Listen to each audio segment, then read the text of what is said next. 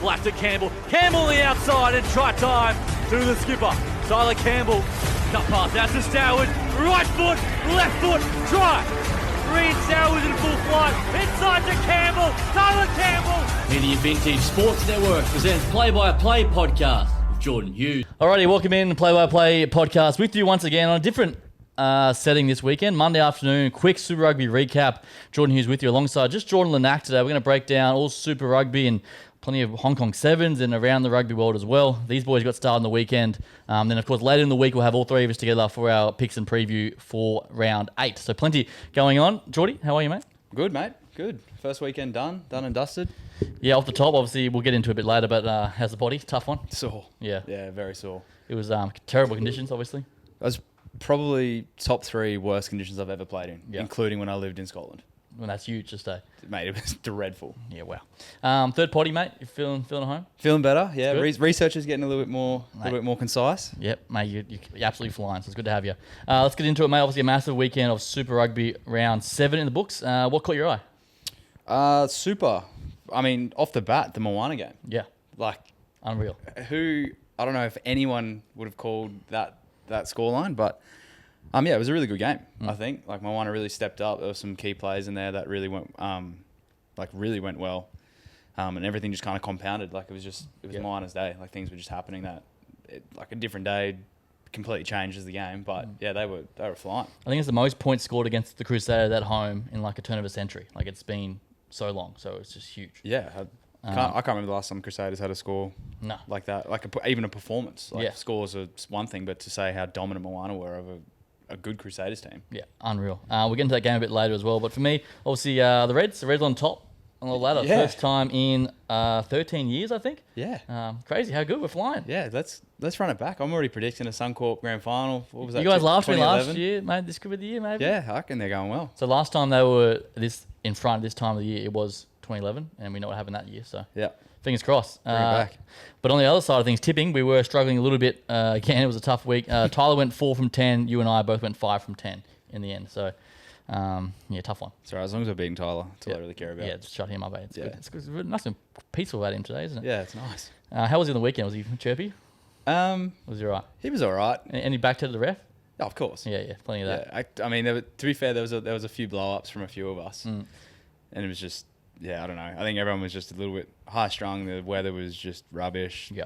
Like, there was a bit of niggle too, bit of push and shove. There was. A bit of passion. Yeah, it was good. It's good to see. Yeah, I like it. I love that. All right, let's get into the games, mate. Super Rugby recap. Firstly, Hurricanes 57, the Waratahs 12. This was ugly for the Tars. The whole lot got the 3 tries. Obviously, we spoke about Darby Lancaster, a bit of a speed bump all afternoon. Yeah. What'd you make of this one? Yeah, it was scrappy. It was loose. It wasn't... Looking at that game compared to other Super games, it just seemed like that was a whole step below where everything should have been. Yep. In saying that, the Canes did really well to sort of mitigate probably the Tars' biggest threats. Like, Swiley barely got the ball. Yep. Anytime he did, he had 2 blokes on him. Mm-hmm. So you take that into consideration. And then again, like, even just the effort of the Canes to sort of compound good on good was really good to see. Like, Balin Sullivan. Yeah, he was class. Yeah, like, was just everywhere. Yeah. Like, every time there was an opportunity to contest something or make an opportunity out of nothing, it seems like the Canes were just up for it. And as we know, the Canes are such a momentum side. Once they got going, they were very hard to stop. We'll talk about Suli'i first. Obviously, you're right. They did very well to sort of... It was a clear game plan to shut him down. Yeah. Defensively, I thought he was good. A few try savers. Like, he looked sharp. Yeah. I thought. Yeah, I think he's definitely finding his feet, which is good to see.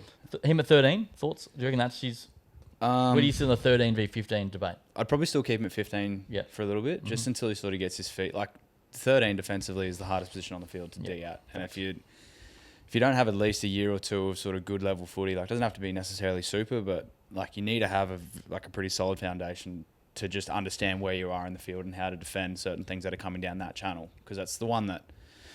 Bar maybe that 9-10 seam off the back of a line out, like that 13 channel is always well, you never know where to. Yeah. When I used to play 13, you never know where to. You're jamming in, you're fading out. You just it's tough. But yeah, so it's good to see him back playing. Yeah. It didn't help them though. Obviously lost Jorgo with a leg injury. It didn't look good. Then Lawson Crichton with a head knock. So they were down to their bench players early on too. Yeah, yeah. It's I think we touched on it last week. Like, the Tars have a pretty good sort of 23. But I think we said, like, we kind of we were expecting later in the season, but how does that depth go further on? And already that's getting tested a little bit, and it was kind of, I wouldn't say it's easy for us to sit there and go, that's not, like, they don't have the depth to do well in that comp, but it was definitely our first sort of look into it, and it probably wasn't the most convincing performance from those boys to try and step up. But again, early on, there's some young boys coming through, a lot of boys that probably weren't ready to be thrown into the position they were in against a team like that. Over there too. Yeah, Tough spot. Yeah, probably worst case scenario for a lot of those boys, but it was good. It was a disappointing game, but at the same time, there was a lot of positives to take out of it from both sides. The Ruben Love flick pass, you see that? It was so Right, good. how that was class. One with like sort of Quade Cooper back in the day, that Yeah. sort of stuff. Pinpoint on the chest, and over he went. Just the confidence to throw it as well. Yeah, he's an All Black in waiting. Yeah. For sure, I'd say. Yeah. Now, just on the Waratahs side, how do you sort of judge the performance? Are you concerned about them? Like, where do you think they're at now? I think if I was to look at that game alone, I would probably be not too concerned. But given the fact that they've had a pretty up and down season so far, Struggle on the road too. yeah, So far. I'm starting to get a little bit worried about where they're trending. But in saying that, like we said, it's a long season. They're early on. They're probably blooding some boys in. Like Swiley coming back in as well. Like obviously he's a superstar, but even to throw him back into that mix is a big ask. Yeah. So yeah, I don't know if I'd be concerned yet, but definitely want to keep an eye on in the next couple of weeks for sure, especially with the string of aways they've got. You're tough for the run now. How they deal with that. Yeah. The Canes looking the goods, and they're on the way back to on the cusp of that top 6 as well. Let's go to Canberra now. The Brumbies 34, the Highlanders 27. This was another classic in Canberra, and Brumbies just stayed in the fight. Yeah. I think we said it last week. The Brumbies have got that in them. So for them to do exactly that was really good to see. And I think looking at the draw, the table now with the Aussie teams sort of performing the way they are, that's a really good thing for Australian rugby to be sort of banking on. Yeah. We'll speak about it in the chat, obviously. But Corey Toole off the kickoff again. Yep. Obviously, we saw it last week against the Tars. Didn't get yellow carded. Kind of stupid. Does it again. Obviously, clearly high and gets yellow. Yeah. That's still their coach's nightmare.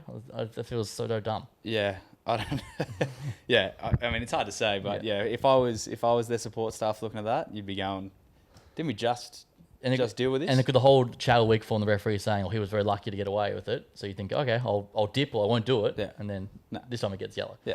Yeah. So it was the worst possible start for the Brumbies. But they did well. Obviously, Lenny Gatow, he was huge. Got a try, 14 carries. Muirhead and Toole, they had 8 defenders beaten between the two of them. They were pretty electric. What'd you make of their performance out wide? Yeah, that was exactly that. Like, they had some really, really dominant performances. Len killing it. I think from both sides of the ball, like that sort of 12-out channel, like there are just so many good players out there that just make something come from nothing. Yeah. Which is just wild. Tavitavanawa as well, a human wrecking ball. Yeah. Got to tackling him. He ran over the top of Pollard, I think, in one of them. And Oh my God, if I saw him coming, it'd almost just be like, oh, come on, just... You're letting him go past and jump on the back. You know what's going to happen. Let's just be gentlemen about it. Let's just stop the inevitable. Yeah. But yeah, they were good. Some really good moments as well. Caleb Tungetau's chip chase try. Yep. Another freaky moment. I think this is this Super Rugby season. I've seen more highlight reels come out of every single game every week than I have in previous years. Like everyone's doing. Well, every game has something clippable for socials, which is unreal, and which is great for the game reshares and whatnot. So. Yeah, good for your people. Oh, your people too, mate. You're one. Don't start. Don't become fucking Tyler, mate. The Brumbies, they find a way to win. Frustrating for the Landers again. They've lost. I think every game this year has been between 10 points, and they've only won 2 of them. I think so. It's been a tough old trot for them. But the Brumbies are flying. Yeah, Brumbies doing really well. Good way to bounce back there. And then the game we spoke about, the game of the round, really. Moana Pacifica 45, the Crusaders 29. Is this the biggest upset in Super Rugby history? Yeah. Do you reckon? Yeah. Like, no one. I think they closed like $9 in the end, Moana, to win. It was unbelievable. Yeah. They were just everywhere, all over it. I think it as well, like, it definitely helps. They've got a lot of those sort of Polynesian boys that thrive on momentum. So as soon as they started so well, and as soon as you get a team like that up, so hard to stop, regardless who you're playing. And then you got blokes like Artie Savia and all that sort of stuff that are just boltering that back end, and are just making a mess of anything that anyone else is trying to do. Unreal. So obviously Artie Savia back in the side, scores 2 tries. You said, look, it's 28-10 at half time, and when they beat the Hurricanes 2 weeks ago, when they start well, they have these big first halves. They're on fire, but they're so inconsistent. Yeah. But if they can play like that, mate, they can beat anyone on their day. Yeah, exactly. And I think, like you just said it, like if they, like that game showed me that they're not just a team that will come out in the first 30 and throw some stuff and see what happens. Like, they're capable of going that full 80 minutes and putting in a performance. Like, it would have been really easy for them to slow down when they knew they were going to get that in the bag and just kind of coast, but they didn't. They just kept going and going and going. Pellegrini at 10. Yeah. He's gone. Yeah, really like him. 24 points he scored. Yeah. Do you know much about him? I don't. I was trying to find some stuff about him quickly. I'm pretty sure he played. Tyler was saying he played a bit of club rugby here in Australia. Yeah, at one stage, and then they didn't get picked up. And he went over there. Yeah. He's class. Yeah, he was really solid. Like, good body as a 10 as well. Like, he's a bit of a big boy. Can run, can kick. Really, obviously, game manages really well. So, yeah, I think that's a really good pickup from them. And he's coming into form. So, and then the 6th, Miracle Failangi. He Yeah. is an absolute weapon, man. Yeah. Every time I watch him, I'm not sure where he sits on New Zealand eligibility. Might be Tongan or whatnot, but yeah, I'd say so. man, he's a weapon. Yeah. He was a difference as well. Moana Pacifica ruining everyone's tips, I'm guessing. Would have loved to have been on them in that matchup, that's for sure. Yeah. On the other side, Crusaders, obviously without Havili, without Reese. Tough for James O'Connor, his first start. Doesn't get the job, but what do you make of them? I guess poor, but how do you see it overall? I'm really hoping for them it's just that sort of speed bump in where they're going, Yep. because I see them as such a good team, and I think we've all picked them as sort of those top 6 finishers. So I'm hoping this is just a little bit of a wake-up call for them. I mean, I can understand as well, like, going into a game like that, probably facing a team like Moana who haven't put on a performance like that. Like, their mindset going into it would probably be very different to say they were playing someone like the Reds or like this year a traditionally really well-performing team. So they might have just, Big complacent. it's been a bit cruisy. Thought it might have been a bit of an easy win, and Can't be doing that in this comp. No. Not good. So there we go for Moana. Big win and good for the comp as well. Then the final game of the round, the Reds 28, the Western Force 24 at Suncorp Stadium. It was Tate McDermott with the match winner. The rain did stay away mostly for this one. It was a good game. Yeah, it was good. It was, I think, another surprising one. I thought the Reds were going to run away with it, but the Force showed up, and I think the weather that we had in Brisbane over the weekend, it kind of neutralised Yeah, you're right. that playing field. Yeah. And, I mean, definitely for the QPR teams, which we'll touch on in a bit, but for that Reds Force game, obviously being in the heart of Brisbane, the rain wasn't that heavy during the game, but for anyone who was there or anyone who was around Brisbane on the weekend, like, all the fields were trashed. Yeah. Yeah, Suncorp held up pretty well. to be Yeah, honest. yeah, it was good, but I think it still would be pretty heavy underfoot. Skills are obviously going to be tested a little bit, which I think both teams did well. Yeah. But yeah, I think it definitely had a big impact in it. But good for the Force. Yeah, I'm gonna say. Another game they probably should have won. Like, I reckon they could have closed it out. They had their chances. So 21-all at half time. Paisami was ruled out pre-game with a broken nose. Then Dre Pacquiao came in, the brothers' centre, young fella. He played well. Yeah. And then the line-out was horrific for the Reds. I don't know if you saw much of that, but fuck, they couldn't land one. No. Saved them alive. Yeah. What else we got here? Tommy Liner, that flick pass for the try. Another flick pass. He's good, eh? Another golden. Where do you sit on him on how he's tracking for the Wallabies sort of front? I reckon I like him. Yeah. Like, I think we've probably got a solid 2 10s ahead of him at the moment. Mm-hmm.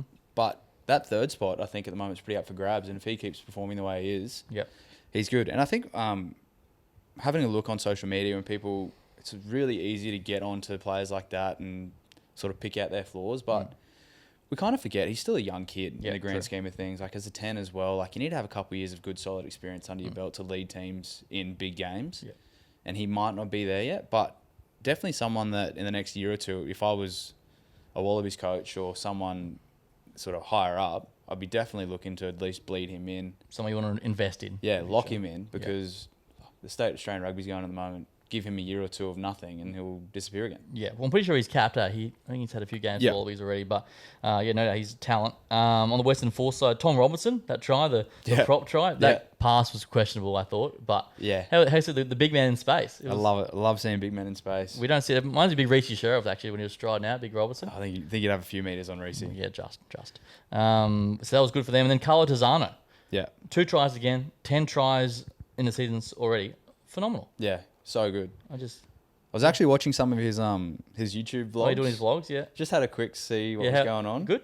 Yeah, they were good. Like, the content? Yeah, it provided a pretty good insight into what professional rugby's like. And I think for him as well, like, you can see the effort he's put in the last year with his extras. And it's definitely showing on the footy field. But yeah, I think he's doing really well. Like, if he stays on it. He's pushing Fraser, so it's good to see some depth. I was going to say too, Tyler always says it as well, like, we need personalities in our game to build the profile, and doing some of that, the content stuff, it's good. Yeah. So I'm all for it. Yeah. So yeah, as I said, the Reds, top of the table, the first time in 13 years, sets up a mouthwatering clash this week. The Reds and the Chiefs on Friday night, which is going to be an absolute doozy. Any final thoughts on this game? A quick thing I want to point out: another pick and drive try from Filippo. Yeah. Oh yeah, true. You go stimming for him, doesn't he? Yeah, I reckon every week he just seems to get closer and closer to that ruck, and he's doing well. So, as a halfback, love to see it. Love some cheeky stuff. Yeah, he was good. Harry Potter again, another good performance. Yeah, he's going to be, for me. If I was a Wallaby selector, I'd be definitely looking at him, pull him in. Yeah. Just one of those players I think can add a bit of something different that traditionally we haven't really had those last couple of years. Like we sort of stick with our Marikas and things like that on the wing, and I think he just adds a little bit of something different. Yeah, for sure. I want to ask you, actually, reminded me, obviously, being a high-quality halfback, what do you make of Kalani Thomas, watching him play, and then Tate McDermott coming on? How do you think they sort of blend together? I thought it was a really big play for the Reds to keep Kalani in there, and I'm back at 100%. Like the performance the week before, like, yes, Tate is the Wallabies halfback and he's the captain of the Reds, but you've got to reward boys for performances like that. And I think for him to back it up again with another really solid performance is really good. Yeah. I think they're both quite a similar player.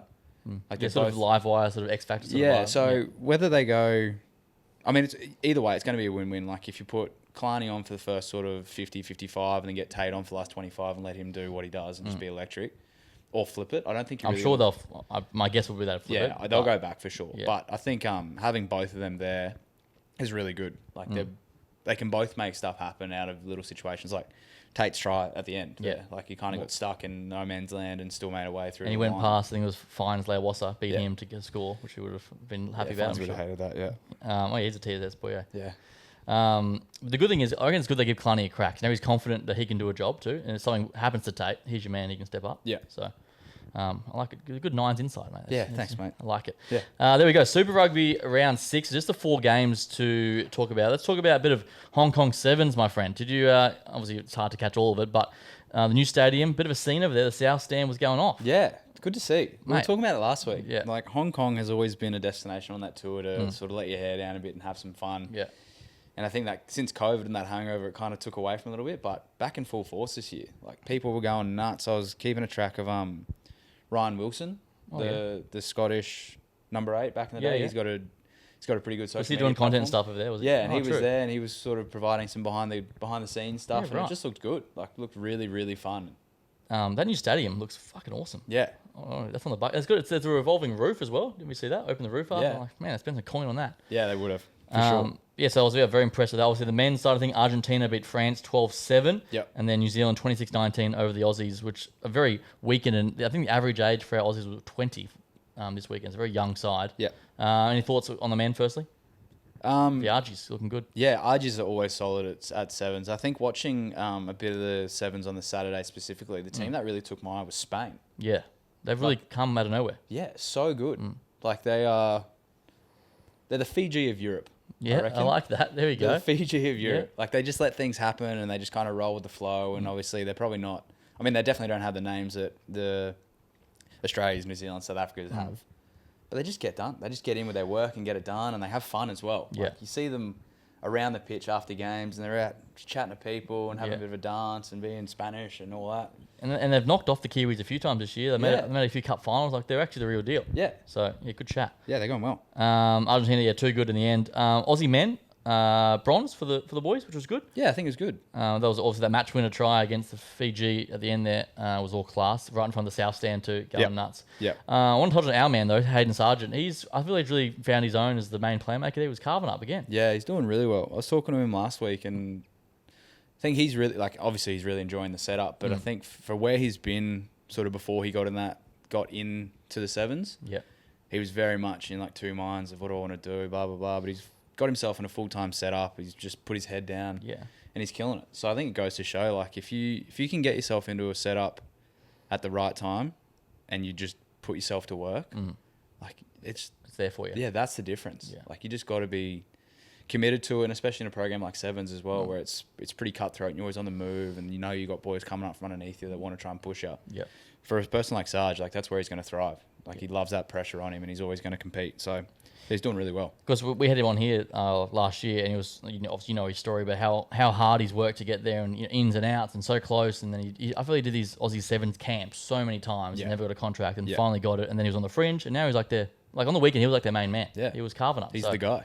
Yeah, he's the guy. I don't know if you saw he scored that try against Fiji, and one of the Fiji boys slapped him in the face. Yeah. And he looked up and just gave him the deathies. He wasn't happy. Bit of mongrel from the big fella. Yeah, I love it. I mean, I don't know what he'd do. He's 5'8" and 64 kilos. 5'8", that's nice of him. I reckon less than that, the big dog. Love you, Sarge. You're bigger than that. Yeah, good to see him going well, old Hayden Sarge. On the women's side, the Kiwis sort of got the wood over the Aussies of late. Obviously, without Kaslik, Tegan hurt her knee, I think, on day one. Yep. They lost Henwood as well, who was the most experienced player. But to only go down by 7 in that final, I thought it was all right against a very young side for us. Yeah, they're doing well. Like, it makes me think the whole Super W thing going on at the moment with a lot of those Sevens girls coming in and out, trying to balance probably the last 2 years worth of training load to then come in, go into 15s, which is going to be probably a little bit more contact heavy.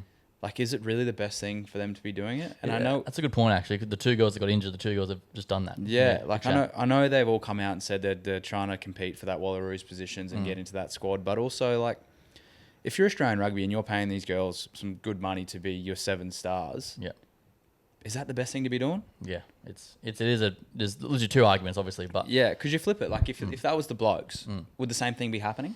No, because it's more of a depth thing, isn't it? Well, yeah, I guess. Because that's getting the best athletes in there. But I like the way Catholic has done it. She's gone, all right, I'm going to all in for 15s and not do 7s. And I think she thrived.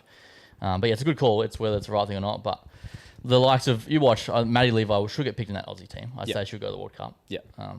Whether that's right or wrong, I don't know. But yeah, it's an interesting debate for sure. Let's go to the Super Rugby Women's. The Reds, they destroyed the Western Force, 47-10. They booked a home semi-final. Obviously, a good friend of ours and a fellow study buddy of you, Zoe Hanna, got a crack, and she scored a great try. Yeah, she did well. How good. Yeah, she was really excited last week, and I spoke to her. I said something along the lines of like, oh, Western Force this week, surely that'd be a bit of a easy win. Not really knowing what's going on in the Super WL, but she was like, nah, they're probably... Yeah, they're good. Well, they're meant to be good. Yeah, they're up there. So, yeah, for them to do them, really good. Was that her first start? I think in the regular season, yeah. Yeah, I thought it might have been. She started every trial game, I think, just about. And then... I'm glad she's gone well. Yeah, so, yeah, she was good. She needed it. Yeah, good with the confidence. Obviously, studying physio with this fellow as well. So, yeah, good to see Zoe going well. And then I want to mention another Bondi we've got on the books, Eva Kapani. I'm not sure how much you saw this game, but she's the best player in the world. Like, she's unbelievable. Yeah. So I think she scored 2 tries in, from distance. Yeah. She's got wheels, she's strength, she's a weapon. Yeah, she's an athlete, which is good. Facts, yeah. Yeah, like it's not often you say that. A lot of those bigger girls, especially, like the big props in the second rows, you don't really... They can't move, generally. Yeah, you can't really say that they're that... agile. Yeah, but she's just... Yeah, she's got it all. Yeah, she is an absolute weapon. So look at her in the World Cup, that's for sure. There we go on that sort of stuff. I want to touch on something I saw over the weekend too. Martin Nonu became the oldest man to play top 14, 42 years of age for Toulon. Yeah. Can you just even comprehend that? I mean, I'm, 27, and I'm like, oh, I'm done. Yeah, like, I'm 29, and I can't imagine even playing again ever. No. Like, it's phenomenal. Yeah, so he's doing well. He's had a big couple of weeks because he just bought into San Diego as well, and now he's going back, and I don't know, when's he going to stop? Is he going to stop? The cash is there, why not? Keep exactly, going. yeah. I don't know if you saw much of it. He came on, he set up a try, and like he's still got all the skills, He's just... Oh, you still... I mean, you look at him off a footy field, and you're still like, you are a specimen. Yeah, he's still in good nick. Yeah. Absolutely. But yeah, he's chilling in the south of France, go make some extra cash. Like, why wouldn't you do that? Sit on the beach, having some wines here and there, go to training every now and again. He's got a bit of ownership going on in San Diego. Yeah, does whatever he wants. Life's good for Mata. Yeah. Love it. Good to see from Scucks. Now, QPR. Let's go to that to finish things off on our little wrap podcast. Round 1 of the books, obviously terrible conditions. It was 15-14. Obviously a tough one for you guys in the end. Yep. Had our chances, but I guess how do you see it overall? Yeah, look, I think it's really easy for us to say it was probably one that slipped away. But on the flip side, for us to do what we did, like 14-15 and probably some of the worst conditions I've ever played in against a team where each player had 10, 15 kilos on each one of us, like we really fronted up. Like and a team that would probably arguably one of the favourites again to win it. Yeah, they would be probably the benchmark of this competition. And for round 1, considering the run that we've had into the season, like not really having the best trials. For me, I kind of saw that as our first test, and we did really well. Yeah. Like, Yeah, we lost, and that sucks. But at the same time, like, it's a long season. I think we had 7 debutants. Yeah, wow. Maybe again. Yeah. So another big influx of boys. Mm-hmm. And everyone went really well. Like, obviously the conditions really mitigated a lot of what we were trying to do, and also what West were trying to do. Like, it took away both teams' outside backs and with that razzle. Like, even when we found boys in space, like you couldn't get going. Yeah, you're on skates. Yeah. Yeah, like Tyler, not the best example for speed, but had a bit of space, got stuck in the mud, Yeah. and that was it. So, yeah, it was a front up game. We did well. Move on. Yeah, Pretty much. On Yeah. the next. Yeah. The thing I took out of it, obviously, people that know Bond, we play expansive, fast style of rugby. People don't think that we can do the tough stuff, do the set piece battle, but it showed that we can change our style and match the big boys up front, I thought. Yeah. So And I think that's positive. something we've lacked in the last couple of years as well. Mhm, Like we've always been around for just being that sort of soft pushover team. Boys from the coast just want to hang out. Rely on the outside backs to steal the show. Yeah, but yeah, we had some big boys front up. It was good to see. Love it. Obviously, Rocco Gollings too. Yep. He first grade debut in the fullback, played well. Yeah, did really well. Obviously, tough shoes to fill with Rian going, but he could be the man. Yeah, he's solid. Made some things happen. Did quite well again with the kicking game that West was especially using. Like, he was covering everything really well and organising well. So yeah, it's really good to see him apply himself and put himself in that position and see where he can go from here. How was the chat on the field between the two backlines? Was there much going on with that? Much niggle? You could hear? There was. I was obviously stayed out of it. Yeah, It was me and naturally. Gentlemen, me and Yeah. Moses were just cuddling in the middle and hanging out. Surely Tyler was throwing a bit. Oh, of course, man. He just runs his mouth. Actually, I think some of the best chat I heard was Tyler versus the West's Hill behind us. After Oh, a try. yeah. Yeah. And Some young kid was giving him, and Tyler's turning. I was like, "Come down and play. Like, you want to come have a run?" yeah. And this kid's like, "Oh, maybe. Oh, Yeah. There's always a hill. don't There's know. always a hero on the hill. yeah." But no, it was good. That's probably one of the biggest things I missed last year about playing QPR. Like that chat you get, and even like myself, I got into a bit of a face-to-face with their big number 8, who Yeah. I would have had no chance at all. Yeah. Straight after the game, came up to me, big cuddle, was like, "Yeah, it's footy, it's all good." Yeah. I loved it. It was good. Love it. Do you see much the other results around the grounds as well? Yeah. East over North's Jeep. I called the Jeeps UQ game. Jeeps look real sharp. Yeah. They dominated. Yeah, they're good. I think, I played Jeeps a couple of years ago, so I Yeah. kind of know how they roll, and it doesn't seem like they've changed too much, as does a lot of the QPR teams year to Yeah. year. But yeah, they just rely on their basics, like physical team, just get their set piece sorted, get close, and just grind you into the dirt. Yeah, and that's exactly what they did. They played the conditions so well. Yeah. And they just UQ had no answers for it. Yeah. in the end. Especially when you got players like Matty Jekyll, like, He is a machine, man. Mate, He is. I just because he's been playing. Obviously, he was playing when you were with them. yeah, and- we were there together, yeah. Mate, weapon. He's a freak. How he hasn't played higher honours? I know he went over France for a bit or something, but Yeah. mate, he should be. I'm surprised he's being picked up. Yeah, he's a freak. And I think as well, like traditionally being a 7, because he played 8 on the weekend, I Yep. think, didn't he? Yeah, like have that bit of versatility, and especially in the conditions like that. Good for Jeeps, good for Matty, he's a great bloke. Good group of boys, full stop. But yeah, they were pretty dominant. I don't know how UQ be feeling after that. Yeah. But hey, Back to the drawing board, eh? that's it. And then for us, also got the bye week, round 2. Bit of a weird one. It is, yeah. Are you guys? So what are you doing this week? You guys training? Yeah, we're going to train. Yeah. Train the way through. Yeah. Yeah, this is a kind of strange comp for us because we had the Cyclone cancel a pre-season. We had 2 games, played West, then we get a bye, and we play East, and then we have Easter.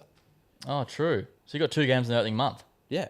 It is weird. So, I mean, I'm not complaining because my Yeah. body feels like it's about to fall off. Yeah, yeah. But at the same time, like, it's pretty hard to get going. And especially when you just, like, we've had such a long pre-season, you want to get into it. The stop start sort of And thing. you're just like, okay, 1 down, all right, now we chill for a week. Yeah, Oh, yeah. we get to go again? Good. Oh, now we've got Easter. Yeah, literally.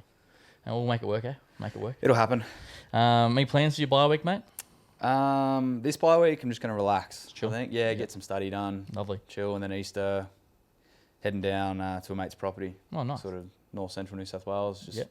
get off the grid. Love that. In the Yeah. meantime, obviously, big home game too that against East in a fortnight. That'd be cool. Big. Yeah, that'll be good. How good? Hopefully the weather holds up. Fingers crossed. All right, that's pretty much wraps it up for what we had a little Monday pod. Anything else you want to add that you've seen around the traps, mate? You want to mention? What have I seen? Actually, I think I sent you something. Oh, really? What did you send me? Now that I've said that, I don't know. Oh, the Lions coaches. It was the Lions coaches. They announced their coaches. Andy Yep. Andy Farrell and there's a Kiwi in there as well. I saw. Yeah. A former Kiwi assistant. Yeah. I think it's very much. I think he's got 3 or 4 Irish assistants he's taking with him. Yeah. But the Lions is coming to fruition. It's exciting. Yeah, I think it's good. I think the coaches they've got as well. Like I think Tyler said something maybe a couple of weeks ago. They look to play that sort of expansive footy. Yeah. And for them to solidify that coaching staff, it really anchors that point in that's what we're going to get. Hopefully. Yeah. Especially as well with them coming here. You don't have to deal with the UK weather where it's been like the last week here. Yeah. Like you're hopefully going to get a fast dry track, let things fire. But yeah, I think when I saw that, I was like, okay, this is good. Yeah. Like this is really good. Really good. He's fired It's up. really good. Yeah, I am. Like, do you going for the Lions or are you going for us? What are you doing, mate? Where are you I don't standing? know. Because you're sort of half fucking European. Yeah, I think I'm going to wait to see who the Lions pick. Okay. I'm one of those guys, bandwagon Yeah. guys. Yeah. Speaking of that, when last we spoke about Israel Folau, obviously that debate, obviously RA's come out and said, no chance. Not happening. Thoughts? Disappointed, Yeah. I think. Yeah. Can understand. Yeah, but you know the whole social media thing. So that post is still up there. So 6 years later, he hasn't deleted it. It's still there. So I sort of get RA's position, to be honest. Yeah. And it's meant to be a team like for emerging players, maybe, but he's obviously not. But from a spectacle point of view, it would have been great. Yeah. But yeah, no chance. I don't know. In another universe, maybe. Would've Will been we nice. ever get to see Izzy play again? He was playing Japan a little bit, but, Yeah, but not over here. I don't reckon. I think he's done. How old's he now? 35. Okay. Well, I mean, Miles, what? 42? He's still going. Yeah, fair. There we go. All right, let's leave it there, my friend. That's us for a bit of a Monday's Super Rugby and Around the Grounds wrap for you. We'll be back Friday afternoon, all the boys together. Tyler will join us for full picks and preview for the weekend ahead. Until then, we'll see you very soon.